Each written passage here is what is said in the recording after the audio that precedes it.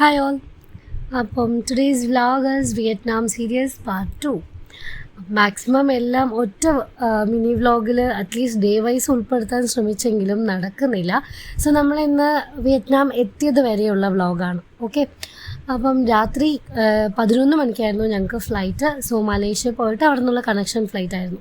മലേഷ്യയിൽ രാവിലെ 6:30 മണിക്ക് അവിടെ എത്തുമ്പോൾ തന്നെ നല്ല വിശപ്പായിരുന്നു. അപ്പം എയർപോർട്ടിൽ തന്നെ ടേസ്റ്റ് ഓഫ് ഇന്ത്യ എന്ന് പറഞ്ഞൊരു റെസ്റ്റോറൻറ്റ് ഉണ്ടായിരുന്നു. അവിടെ പോയി നല്ല ദോശയും ചമ്മന്തിയൊക്കെ കഴിച്ചിട്ട് ദെൻ ചെക്ക് ഇൻ പ്രോസസ്സ് എല്ലാം കഴിഞ്ഞ് 10:30ക്കാണ് ഫ്ലൈറ്റ്. അതുകൊണ്ട് ഇങ്ങനെ മൊബൈൽ നോക്കി കുറച്ച് നേരം ഉറങ്ങി, കുറച്ച് നേരം സംസാരിച്ചു, പരദൂഷണം പറഞ്ഞു, അങ്ങനെ ഇങ്ങനെ സമയം കളഞ്ഞു. അങ്ങനെ 11:30ക്ക് ദനാങ് എത്തി. ഞങ്ങൾ എയർപോർട്ടിൻ്റെ പുറത്ത് തന്നെ നമ്മുടെ ഗൈഡ് വെയിറ്റ് ചെയ്യുന്നുണ്ടായിരുന്നു. സോ നേരെ ഹോട്ടലെത്തി. പക്ഷെ ചെക്ക് ഇൻ ചെയ്യാനുള്ള സമയമായിട്ടുണ്ടായിരുന്നില്ല. സോ അടുത്തുള്ള ഒരു ഇന്ത്യൻ റെസ്റ്റോറൻറ്റ് തപ്പി പിടിച്ച് ടൊമാറ്റോ റൈസും പിന്നെ കോക്കനട്ട് റൈസൊക്കെയാണ് കഴിച്ചത്.